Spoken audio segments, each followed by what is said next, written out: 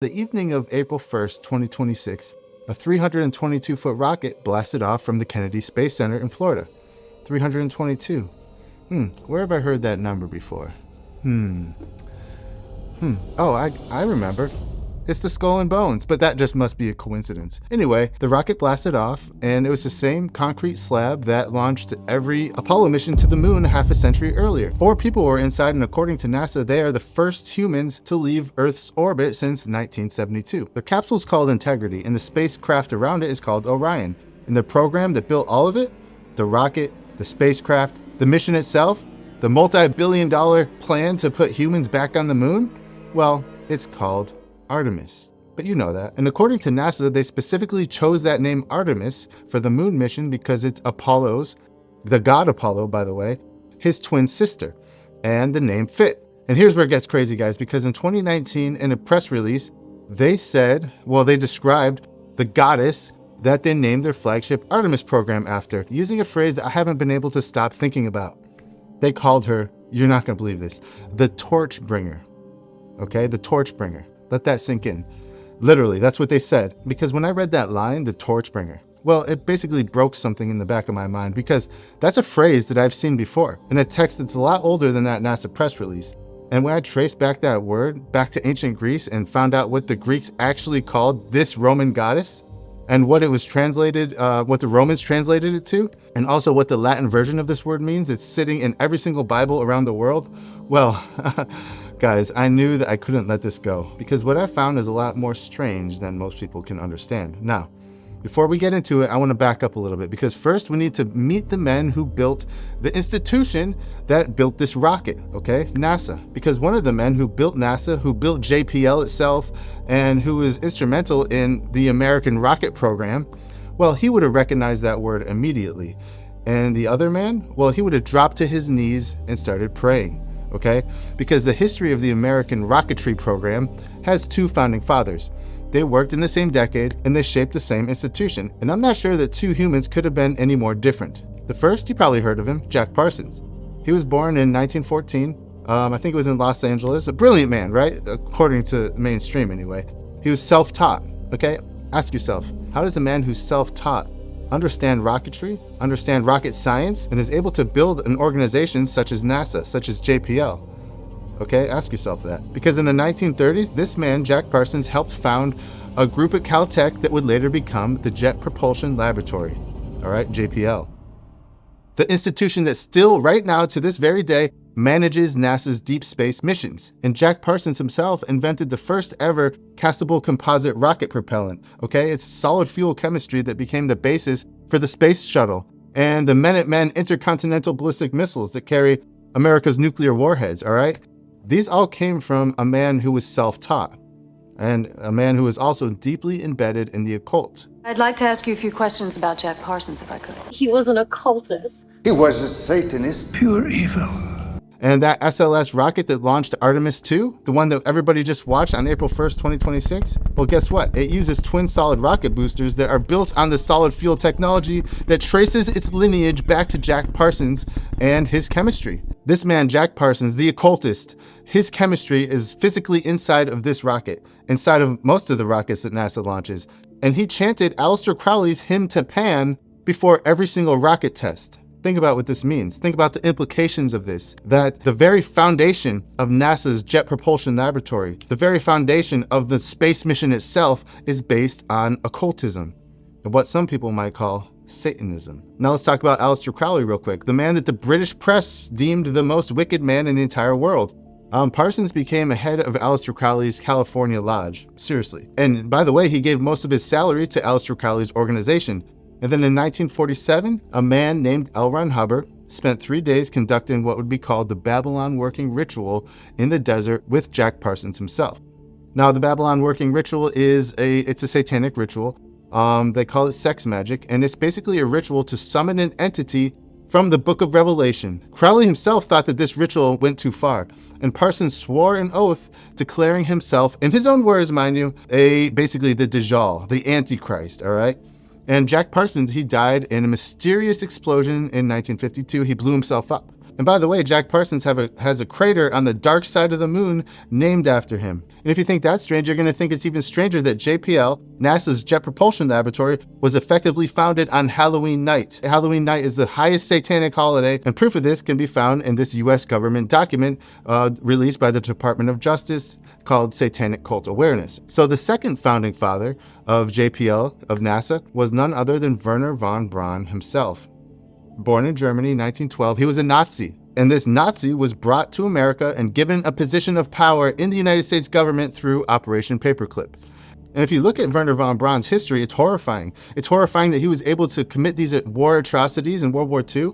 He was able to do these terrible things to people, and then he was brought over and given this position of power. This is horrifying, people. So what did von Braun do?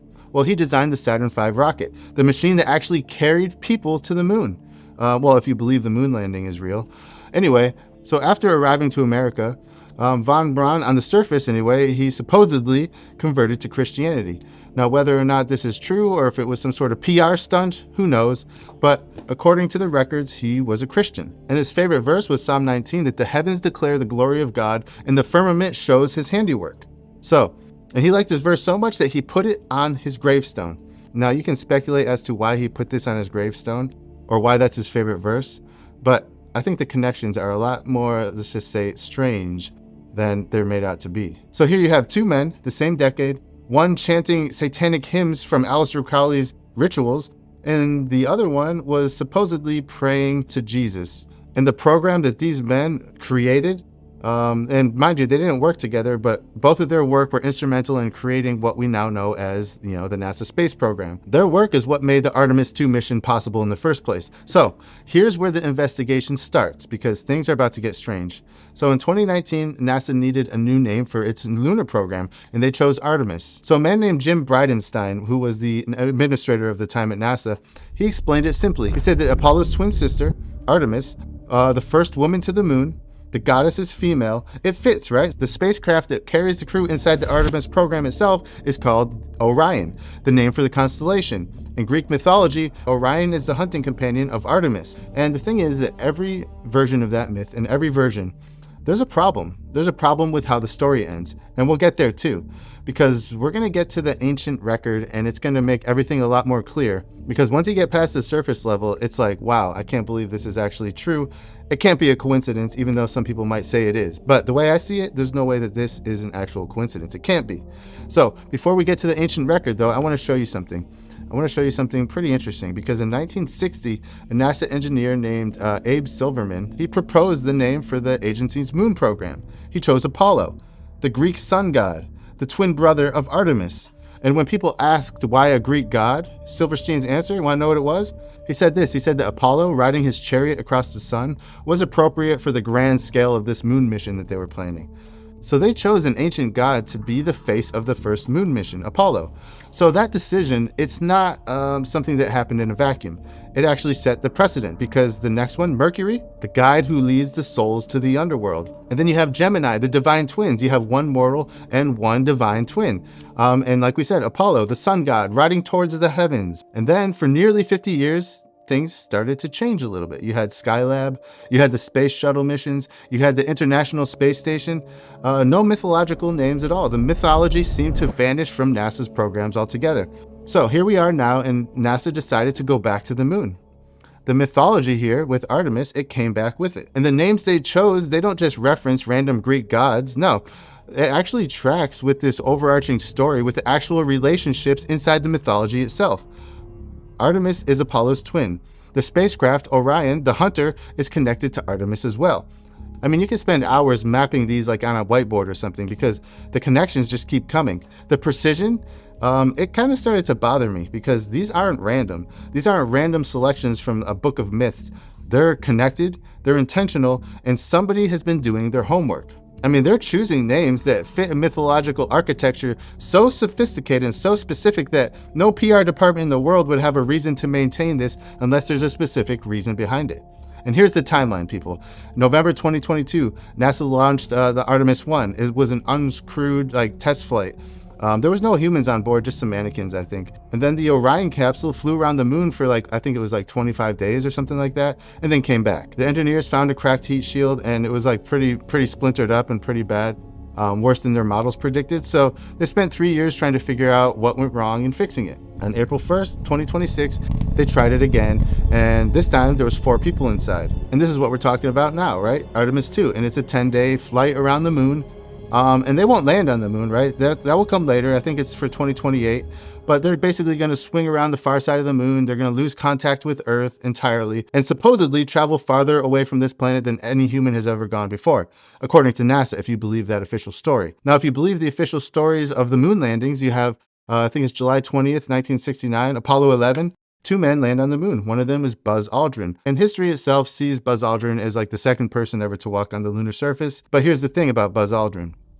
Most people don't realize what he brought with him. This is a fact. It's a fact that he brought this item with him. Even if you don't believe the moon landings, this is still part of the history. So Buzz Aldrin was a 33rd degree Freemason. He carried a special document from the Grand Master, a document that granted him authority to claim Masonic territorial jurisdiction of the moon. Seriously, he carried a handmade silk flag that was embroidered with the words Supreme Council 33, Southern Jurisdiction, USA. He brought that to the moon. He was claiming the moon for Freemasonry, for the god of the Freemasons. Okay, after the Eagle landed, he stepped outside and Aldrin performed a ritual. And guys, NASA kept it quiet for decades. The Grand Lodge, however, the Grand Lodge of Texas, it later chartered the Tranquility Lodge number 2000, a Masonic lodge with jurisdiction on the moon.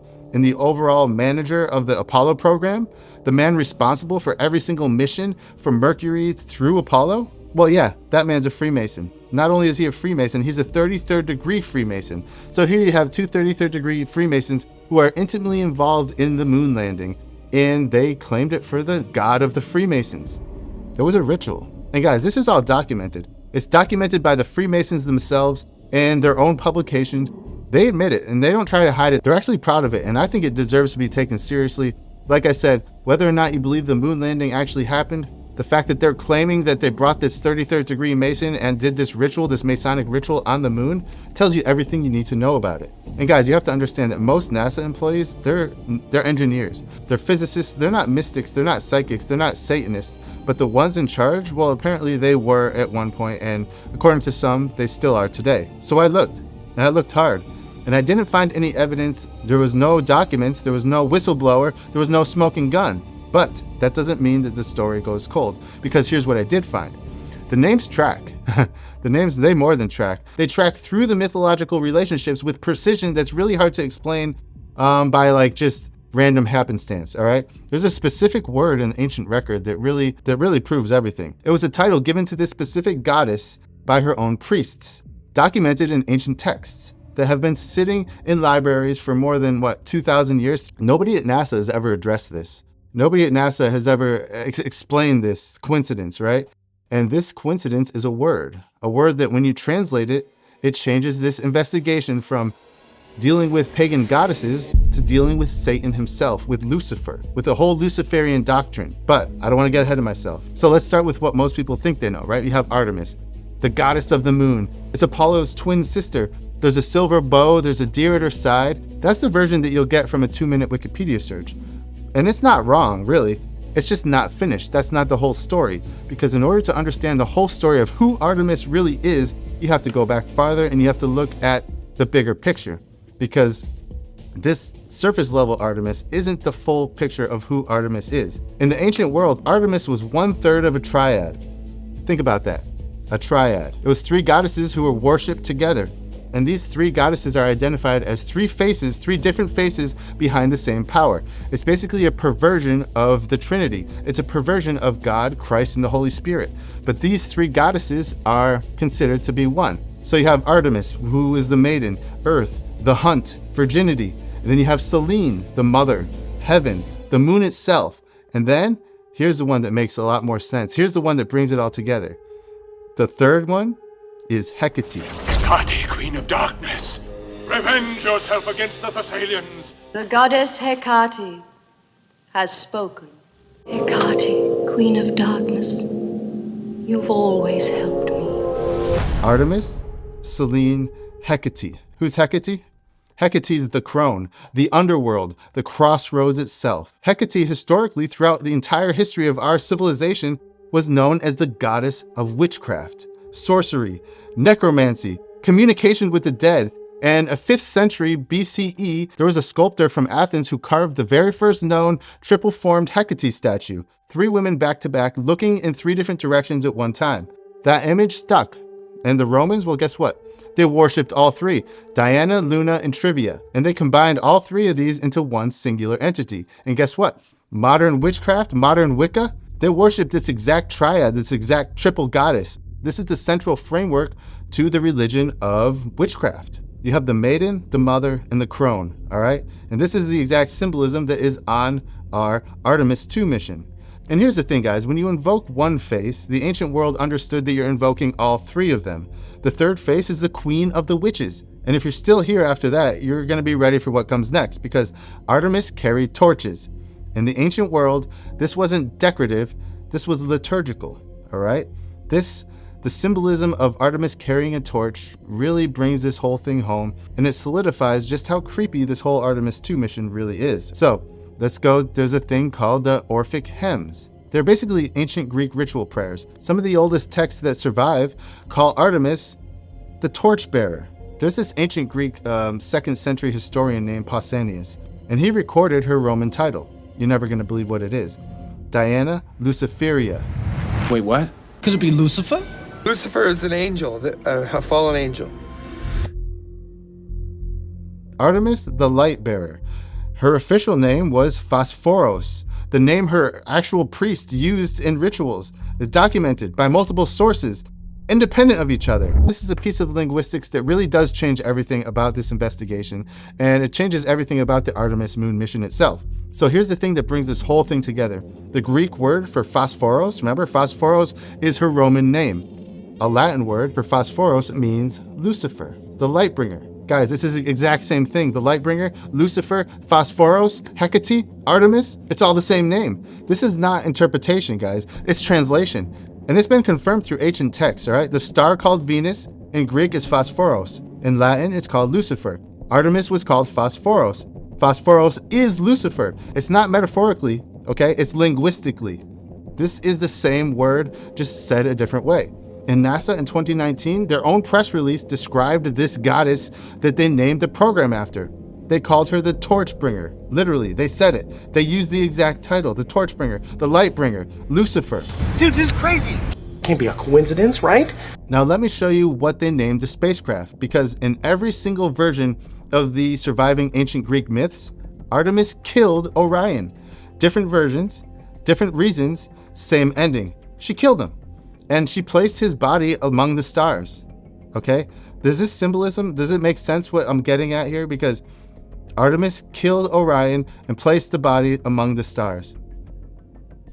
Now, I'm not saying that something's going to happen. What I'm saying is the symbolism here is unmistakable, and you can't argue it. It's either coincidence or it's not. I think this whole thing lines up way too specifically to be coincidence. What do you think? And remember, NASA named the crew spacecraft inside the Artemis program Orion. The humans ride inside of the body of the hunter that was killed by the goddess Artemis, carried to the heavens by a program bearing her exact name. And also in Egyptian cosmology, the constellation Orion wasn't just a hunter. It was the Lord of the Dead, the god of the afterlife and resurrection. The Egyptians believed that the souls of the pharaohs traveled to Orion's belt to unite with Osiris in eternity. And some researchers argue that the Great Pyramids of Giza themselves align with those specific stars. So guys, bottom line here, I've looked at the ancient Greek sources. I've read the scholarly analysis of this. I've looked at what the ancient Christians carved into the temple of Artemis in ancient Ephesus. And the most complete explanation that I can come up with why every single name in this program, this Artemis program, points to the same exact place that are sitting in these ancient manuscripts that were written thousands of years before NASA even existed. I think that the ancient texts, they describe exactly what we're seeing. It's a spiritual architecture that's behind the names of these programs. And these are the same entities that the nations worship. And the name of the program itself, Artemis, well, like I said before, it's Phosphoros. That's what the ancient Romans called Lucifer. So this is Luciferian in its very nature. And linguistically, there's no denying that fact, right? So I'm just looking at the names of these gods and these goddesses, and I'm trying to piece together what's going on here. And, you know, I mean, maybe it's all a big coincidence, you know, I'm not sure. All I know is that there is no mistaking the linguistic accuracy of like these specific names that have been named and that are being used. So the bottom line, guys, is who knows? Who knows what's going on? What do you think? Put it in the comments below. If you got something out of this video, please share it, hit the like button, and don't forget to subscribe. And I want to thank you guys for watching this video. We'll see you next time. God bless you all.